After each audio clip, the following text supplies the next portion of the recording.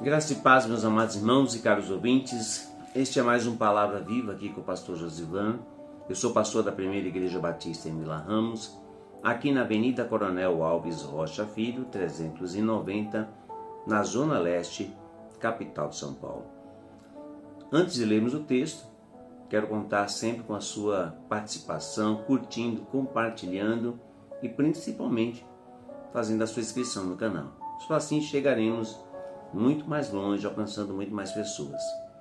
O texto que eu quero ler com vocês nesse dia está em Atos dos Apóstolos, capítulo 2.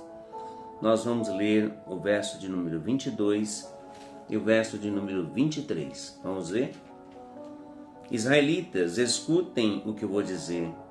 Jesus, o Nazareno, homem aprovado por Deus, diante de vocês com milagres, prodígios e sinais, os quais o próprio Deus realizou entre vocês por meio dele. Como vocês mesmos sabem, a este, conforme o plano determinado e a presciência de Deus, vocês mataram, crucificando-o por meio de homens maus. Na nossa esfera de vida, quando há um crime, quando há um homicídio, uma morte, a justiça determina que seja feita um trabalho de investigação, de apurar realmente os culpados e para que eles sejam levados a julgamento, para que eles sejam responsabilizados. Pensando na morte de Jesus, se fôssemos fazer uma investigação, a primeira pergunta é: por que Cristo morreu? Quem foi o responsável pela sua execução? São duas perguntas: por que Cristo morreu e quem foi o responsável pela sua execução? Se nós olharmos para a Bíblia, nós vamos encontrar alguns personagens que talvez, olhando de maneira superficial, você diga que eles sejam o culpado da morte de Cristo. Vamos pensar primeiro em Pilatos, que era o governador, e ele tinha a chance de libertar Jesus. Quando os sacerdotes, após uma noite de julgamento, de acusações por conta de Jesus realizar milagres, de Jesus afrontá-los em suas conveniências religiosas, Jesus estava arrebanhando e Jesus estava confrontando. Então, inveja, eles levam até Pilatos. Pilatos não precisava corroborar com o pensamento deles. Pilatos poderia muito bem falar: olha, não vejo nenhum. Tanto é que ele tentou. Ele devolve para Herodes e Herodes também devolve para ele. Então, olhando para o governador, ele tinha todas as chances para libertar Jesus, mas por conveniência, para não ir contra a multidão, ele entrega Jesus para ser crucificado. Se nós olharmos para os sacerdotes, alguns poderão dizer: esses são os principais, mas antes desses aí nós temos Judas.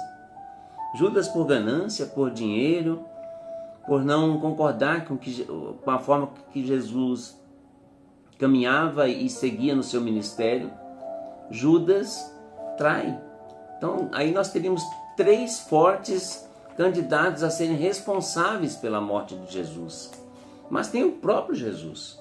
O próprio Jesus, quando nós olhamos para a palavra de Deus, ele diz claramente em João 10:11, o bom pastor dá a vida pelas ovelhas. E por que ele dá a vida? Ele diz lá no texto: eu a dou e tenho poder para retomá-la.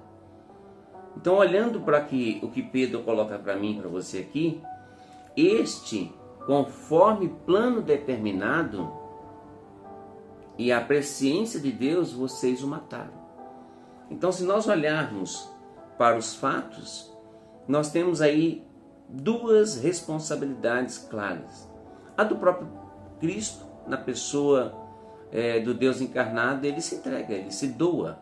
Há uma doação voluntária. Ele vai cumprir uma missão. Ele veio para justamente morrer em nosso lugar. mas também tem toda a humanidade. Quando nós falamos toda a humanidade, eu e você estamos também como responsáveis. Então não foi somente Pilatos, não foi somente os sacerdotes, a multidão que ali estava, que gritou Barrabás em vez de Jesus. Não foi só Judas porque recebeu as moedas, mas quando Jesus diz que ele, como bom pastor, dá a vida pelas suas ovelhas, ele também deu a vida por mim, deu a vida por você. Então, nesse sentido, eu o matei, você também o matou. Ele morreu na cruz para nos livrar do pecado, para nos livrar da condenação.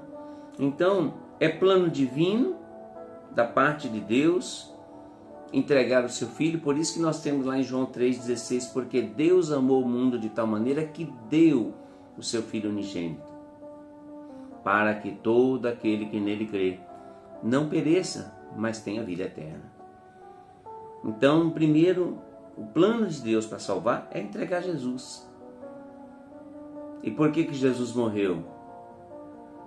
Morreu para mim salvar, para te salvar, para nos salvar.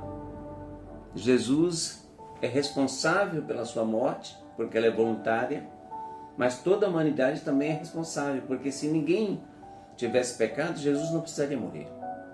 Mas uma vez que o pecado entrou na humanidade, Cristo veio nos resgatar. Nós o matamos. Ele foi crucificado por amor a cada um de nós. Então, morreu pela responsabilidade de Judas, dos sacerdotes, de Pilatos.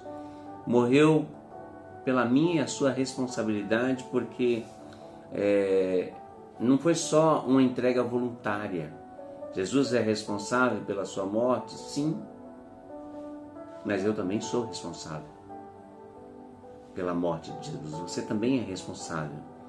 Ele fez essa entrega de maneira deliberada. Ele se identificou com os pecadores. Ele se identificou com cada um de nós. Então a cruz é a resposta do amor de Deus para com a humanidade caída, condenada no pecado. Sem cruz não há salvação. Sem cruz não há libertação. É na cruz que o Senhor paga o preço. Ele nos redime, Ele nos compra para sermos libertos da condenação. Aqueles que têm o sangue de Jesus sobre a sua vida estão lavados no sangue do Cordeiro. Por isso, volto a dizer que João, ao ver Jesus pela primeira vez, disse: Eis o Cordeiro de Deus que tira o pecado do mundo. O pecado só pode ser extirpado com a morte de Jesus. O pecado só pode ser aniquilado com a morte de Jesus. Um santo morrendo por um pecador. Aquele que é eternamente santo, pagando o preço daquele que é pecador, condenado, finito e que não pode fazer nada. Bondade não salva, honestidade não salva. O ser humano nasce no pecado, então ele nasce condenado. Somente o Senhor nos resgata e nos salva. Mas que fique claro para mim e para você, se tem que ser responsabilizado alguém, todos nós, desde os tempos bíblicos, desde os patriarcas, quando Jesus nasce, ele nasce para salvar toda a humanidade.